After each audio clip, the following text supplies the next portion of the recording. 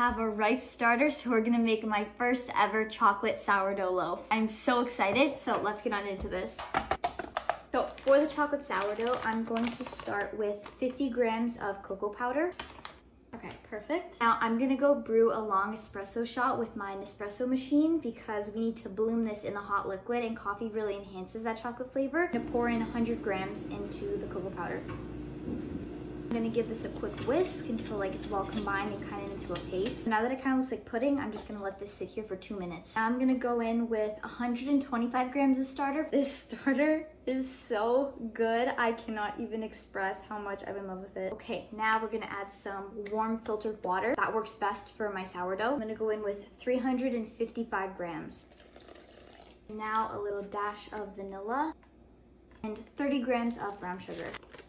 I really do like that this loaf has brown sugar in it to add just like a little bit of sweetness, but nothing to like overpower it. Now I'm gonna give this a mix until the starter is nice and dissolved. The smell is phenomenal. I'm gonna go in with 500 grams of flour.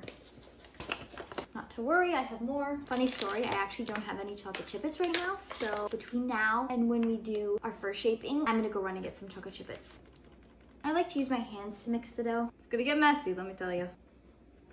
Bench scraper is like one of those handy tools, I swear. Not just for scraping the bowl in your counter. Anyways, I'm going to cover this and put it in my oven with the light on for 30 minutes. Smells like dessert. So I have warm water. I'm gonna pour in 10 grams of salt. And now we're gonna pour it right over top.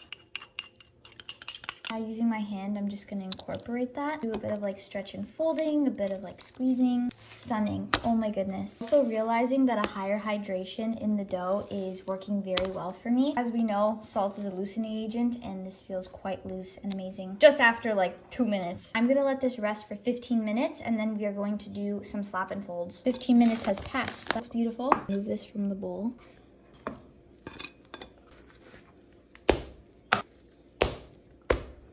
Okay, well, it's been a bit of a process. I've been doing this for about 15 minutes, but as you can see, I've got great structure and the dough looks very, very smooth. Just ignore the bit of a sticky mess and trouble I went through on the counter. It feels good in my hands. It's starting to pull away, especially from my fingertips, and that's beautiful. Not gonna lie, that was a very stressful 20 minutes, but put this in the oven for 4 hours, and then we'll be back to shape it and put our add-ins later on. So it's been 4 hours. I have quite a big dough ball. Stressing it might be overproofed, but lots of flour.